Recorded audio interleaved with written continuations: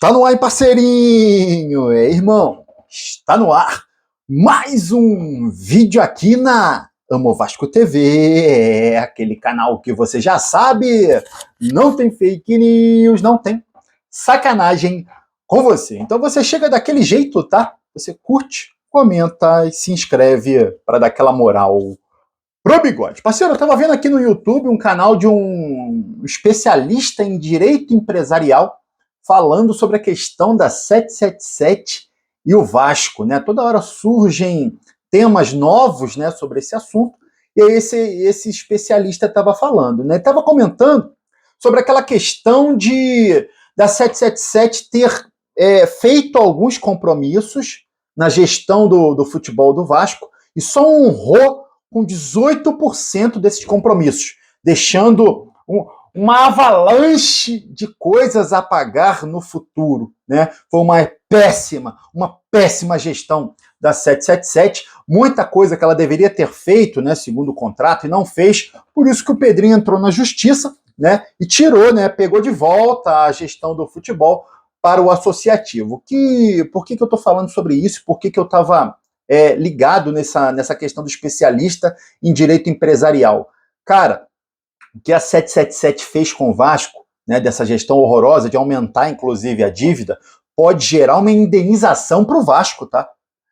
O Vasco vai pleitear uma indenização.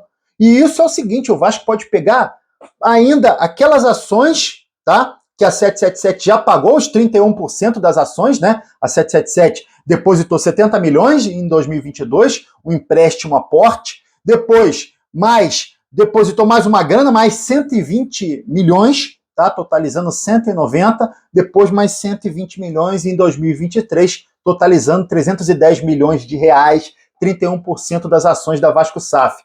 Tá? Como ela fez essa gestão horrorosa, deixou um monte de dívida para trás, o Vasco pode ainda pleitear parte dessas ações ou tudo, tá? Por isso que o Vasco está brigando na justiça aí muito. E tomara que dê certo, se resolva logo, né, cara? Com relação a até esses 31% das ações que a 777 pagou, para que o Vasco possa negociar tranquilo, né, todo o seu futebol com um novo investidor. Parceiro, enquanto isso, vamos falando de futebol, meu amigo. Vamos falar de futebol, tá?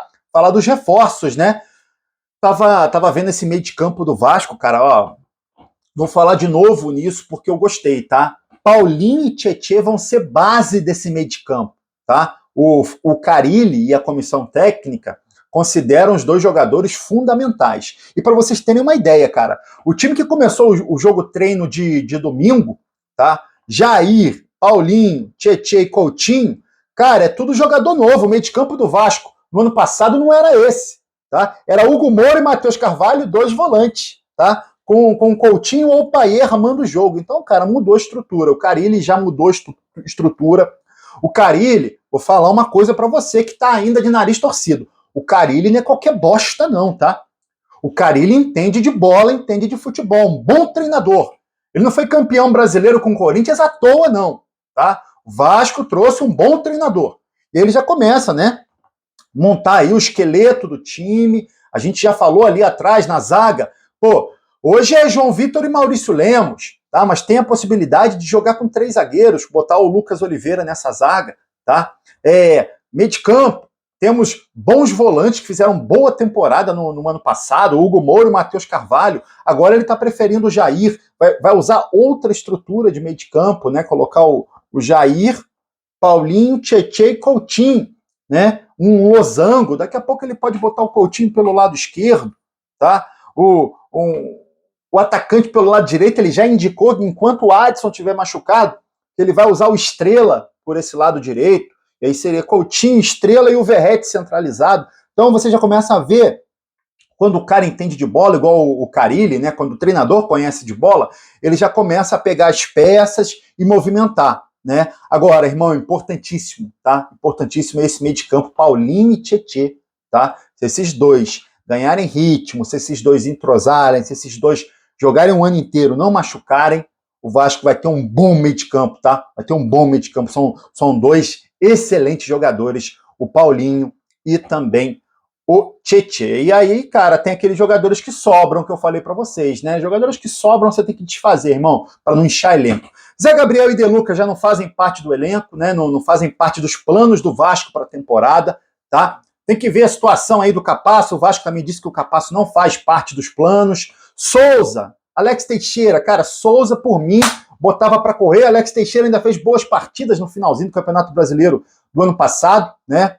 Pode-se dar uma chancezinha, analisar e tal, mas não acredito que o Alex Teixeira seja aquele jogador para a temporada inteira. Não, a gente precisa de peças, né? E por isso que o Vasco, inclusive, continua no mercado, né? Procurando procurando as 3 posições do ataque que o Vasco procura, porque o Vasco não tem esses caras, né? O Vasco hoje tem o Verratti, tá? E não tem um reserva para o Verratti, tá? A imprensa, hoje de manhã, estava falando que o Eduardo Vargas, do Atlético Mineiro, foi oferecido para o Vasco através do empresário dele, do André Cury, tá?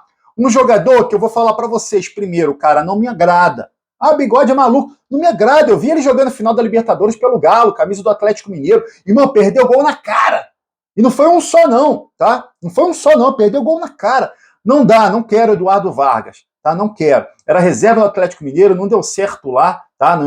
Nessa última temporada. Eu não quero, tá? Mas, inclusive, o empresário dele, o André Cury, disse que não é verdade, que ele não foi oferecido para o Vasco, tá? E o Vasco, cara, pensa num reserva para o Verratti, num jogador mais jovem do que o Eduardo Vargas, né? O Vasco quer um jogador mais jovem, tá?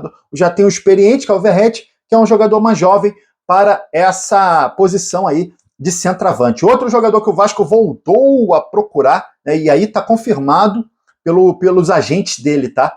O Vasco voltou a procurar o Brian Rodrigues, atacante uruguaio, jogador jovem, 24 anos, está no América do México hoje, jogadoraço, joga de ponta esquerda principalmente, tá? Mas faz também a ponta direita porque ele é destro, tá? Mas joga pelo lado esquerdo, uma posição muito carente no Vasco, desde que o David machucou, o Vasco não conseguiu encontrar um jogador para essa posição, tá? É um jogador que o Vasco já tentou no ano passado, na janela, trazer, não conseguiu, agora volta a conversar com a América do México e com o jogador para trazer esse reforço. Seria um excelente reforço, tá? O Brian Rodrigues. Enquanto isso, cara, o Carille vai fazendo outros testes no time. No jogo treino, ele colocou o Maxime numa ponta, Maxime Domingues numa ponta, tá? O Jean Davi na outra ponta e centralizou o Payet, tá? O Payet, no segundo tempo do jogo treino, entrou de falso 9, se movimentando pra caramba e ainda meteu 2 gols, tá? Essa posição ele já fez lá na França, tá? Então já é o Carille que entende de bola, procurando soluções dentro do próprio elenco. Cara, quando o treinador entende de futebol, ele quer extrair o melhor de cada jogador, tá? Então ele vai analisar, pode ter certeza que vai analisar o melhor de cada um. Agora, se o Vasco puder melhorar o elenco, dar algumas peças melhores para ele, ótimo, ótimo. Mas eu já gostei dessas movimentações, as trocas que ele fez no meio de campo, tá? As possibilidades que ele já tem na zaga, tá? E as possibilidades que ele está testando no ataque. Gostei, irmão. Eu gosto do trabalho do Carille, tá? Acredito que ele vai fazer uma boa temporada aí no comando técnico do Vasco. Queria que você comentasse se você aprova a contratação do atacante da seleção uruguaia, o Brian Rodrigues, e se você leva fé no que o Bigode está falando, né, no trabalho do nosso treinador, do Fábio Carille. Você concorda com o Bigode? Fábio Carille entende de bola? Comenta aqui, ó. E aí você curte o vídeo e se inscreve na Amo Vasco TV para dar aquela moral pro Bigode. Eu tô indo nessa, tá? Valeu! Saudações vascaínas.